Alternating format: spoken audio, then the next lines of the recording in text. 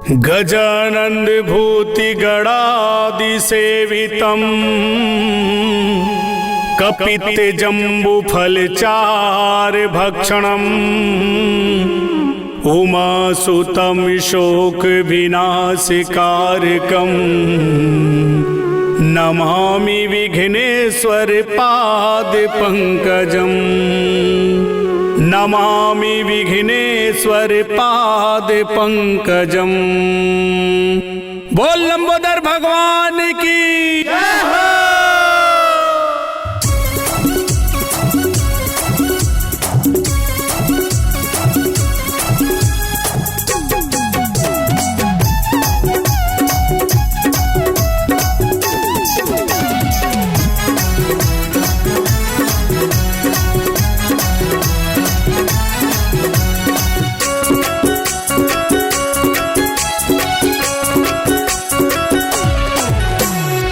गौरी के लाला हे गणराज शंकर दुलारा गणपति महाराज। गौरी के लाला हे गणराज शंकर दुलारा गणपति महाराज। सुन ले अरज लयाज हो पहली सुमरनी तोला हवे गणपति महाराज हो। पहली सुमरनी तोला हवे गणपति महाराज हो। गौरी के लाला हे गणराज शंकर दुलारा गणपति महाराज। गौरी के लाला हे गणराज शंकर दुलारा गणपति महाराज। सुन ले अरज लयाज हो पहली सुमरनी तोला हवे गणपति महाराज हो।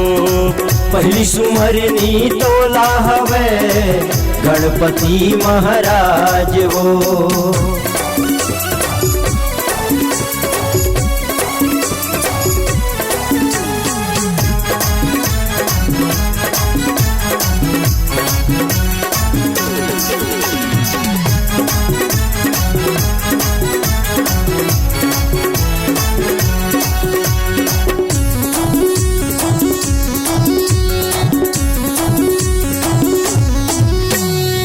अंधेरा लाता है आँखी दिए खोरवा के बने तह लाठी। गूंगा लाता है वाणी दिए दुख भंजन के साथी। दुख भंजन के साथी गजानंद दुख भंजन के साथी। अंधेरा लाते हैं आँखी दिए खोरवा के बने तह लाठी। गूंगा लाते हैं वाणी दिए दुख भंजन के साथी। दुख भंजन के साथी गजानंद दुख भंजन के साथी। कष्ट हरैया हे महाराज रास्ता देखैया गणपति महाराज। कष्ट हरैया हे महाराज रास्ता देखैया गणपति महाराज। सुन ले अरज ले आज हो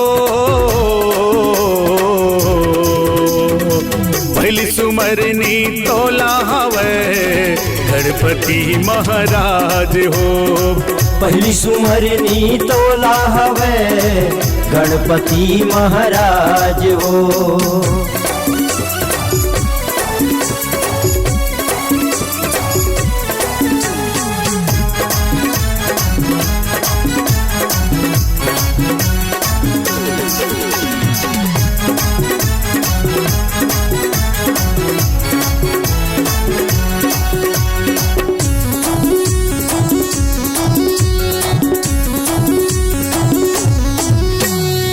बाजन के गोद फूल खिलाए निर्धन के भरे भंडार। हे लंबोदर गणपति राजा मोरे सुन ले पुकार। मोरे सुन ले पुकार गजानंद मोरे सुन ले पुकार। बाजन के गोद फूल खिलाए निर्धन के भरे भंडार।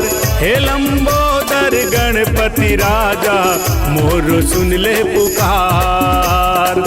मोरे सुन ले पुकार गजानंद मोरे सुन ले पुकार। काया है भारी हे महाराज महिमा निराली गणपति महाराज। काया है भारी हे महाराज महिमा निराली गणपति महाराज। सुन ले अरज ले आज हो पहली सुमरनी तोला हवे गणपति महाराज हो। पहली सुमरनी तोला हवे गणपति महाराज हो। गौरी के लाला हे गणराज शंकर दुलार गणपति महाराज। गौरी के लाला हे गणराज शंकर दुलार गणपति महाराज। सुन ले अरज आज हो